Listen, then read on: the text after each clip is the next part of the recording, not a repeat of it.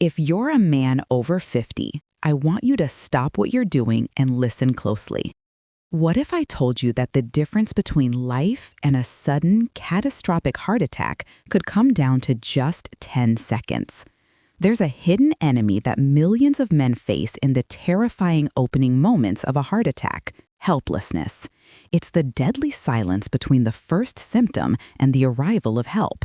Most people don't know that there's a simple, powerful protocol you can execute in those first 10 seconds to potentially save your own life. It has nothing to do with aspirin or calling 911. That comes next. This is about what you can do for yourself, by yourself, the instant you feel that dreaded pressure in your chest. The truth behind this life-saving secret is something every man needs to know, and it will shock you. My name is Dr. Claire Foster, and I'm a urologist specializing in men's health. With over 15 years of experience, I've seen thousands of patients who have let their health slide, often ignoring the warning signs until it's nearly too late. My approach focuses on empowering you with knowledge that conventional medicine often overlooks: practical, powerful actions you can take to protect yourself. And today, we're talking about the most critical 10 seconds of your life. Let's be brutally honest for a moment. Believing a heart attack won't happen to you is a dangerous fantasy. Ignoring the possibility is like driving blindfolded on a highway. The consequences of not being prepared for that critical moment are devastating. We're talking about irreversible damage to your heart muscle, a future of weakness and dependency, and the very real possibility of leaving your loved ones behind suddenly and without a goodbye. So many men dismiss chest tightness or shortness of breath as just indigestion or a normal part of aging. That is a lie. It's a fatal mistake. The impact of that single moment of hesitation can ripple through your family, shattering their sense of security and leaving a void that can never be filled. But what if you could fight back in those first few seconds? What if you had a weapon? You do, and I'm about to hand it to you. As we get ready for the big reveal, tell me in the comments which city you're watching from. I love to see how far our health community reaches. Today, we're going to break down the 10-second emergency heart attack protocol. This isn't a replacement for emergency medical services, but a powerful bridge to survival. It's about taking control when chaos erupts inside your body. The first and most critical step in this protocol is something so simple it's almost unbelievable: rhythmic, forceful coughing. The first item on our list is something many would never think of, and that's precisely where the danger lies. It's the power of a deep, conscious cough. This isn't a simple tickle in your throat. This is a deliberate, life-sustaining action. It may sound strange, but in the right context, it's a powerful physiological tool. Let me tell you about Robert. Robert was a 67-year-old retired engineer, a man who had built bridges his entire life but had neglected to build a bridge to his own health. He was at home alone working on a model airplane when he felt what he described as an elephant sitting on my chest. He told me later, "Dr. Foster, I was terrified. I knew what it was. My phone was across the room and I felt my strength fading with every second. I thought, this is it." Robert had watched one of my videos months earlier and remembered the protocol. He was skeptical then, but in that moment of pure panic, it was all he had. He started coughing deeply and rhythmically once every 2 seconds. He managed to stay conscious long enough to slide across the floor, grab his phone, and dial 911. The paramedics told him that his quick thinking likely kept enough blood flowing to his brain to prevent him from passing out, saving his life. His success quote to me was, "That simple cough, it was the most important thing I've ever built."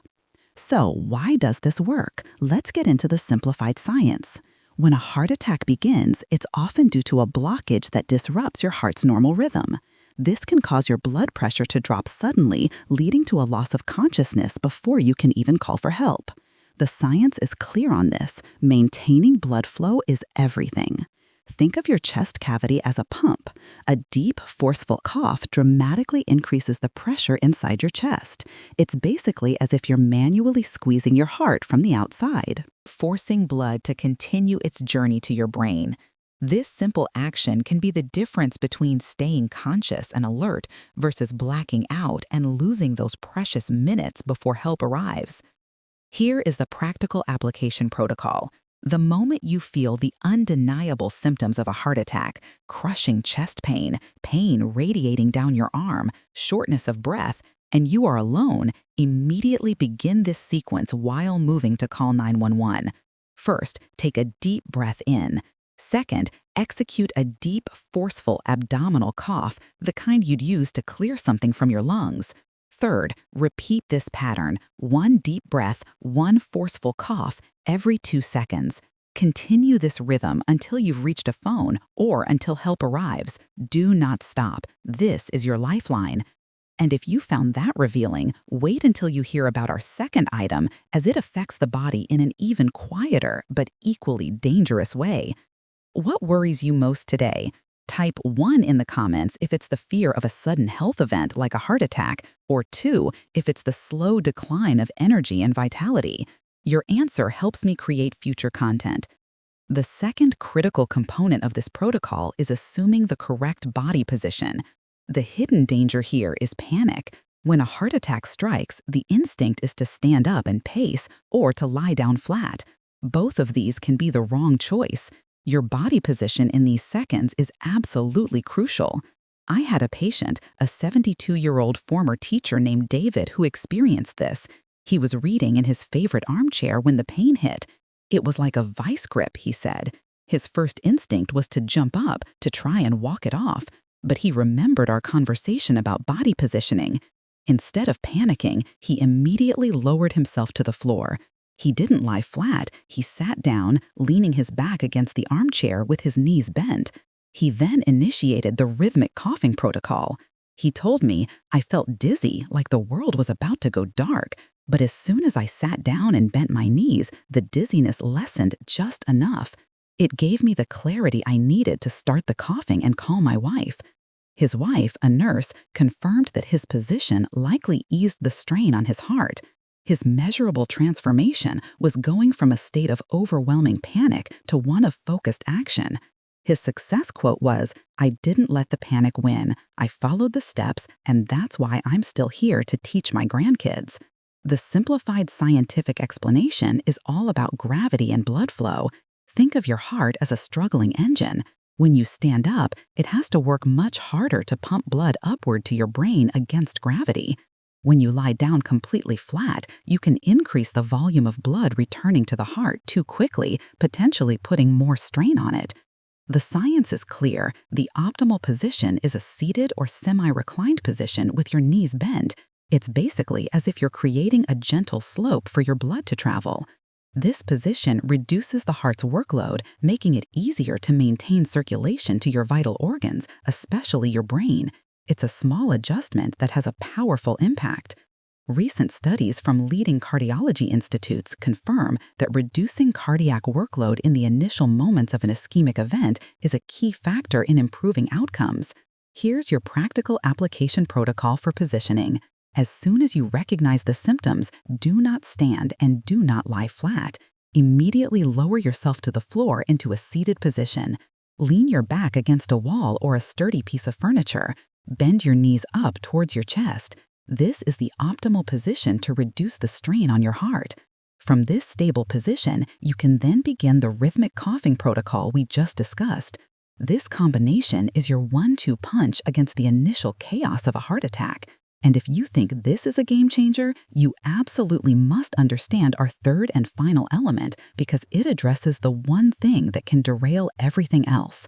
The third silent enemy in this 10-second window is mental paralysis. The sheer terror of a heart attack can cause your brain to freeze. You know you need to do something, but you can't force your body to move. Overcoming this mental fog is the final piece of the emergency protocol. Let me tell you about Frank, a 69-year-old retired accountant who always had a plan for everything, except for this. He was in his workshop when his heart attack started. He described the feeling as pure, unadulterated fear. My mind went blank. All my plans, my knowledge, everything just vanished. He knew about the coughing technique. He knew about the positioning, but the fear was a wall he couldn't climb over. What saved him was a mental trigger he had practiced. It was a single, powerful command phrase: execute the plan. He had me write it down for him, and he'd memorized it. In that moment of terror, the phrase cut through the panic. It was the trigger that allowed him to drop to the floor, get in position, and start coughing. He said, "It was like a drill sergeant's voice in my head. It bypassed the fear and went straight to the action." The transformation was from a state of frozen panic to one of life-saving execution. His success quote was simple but profound.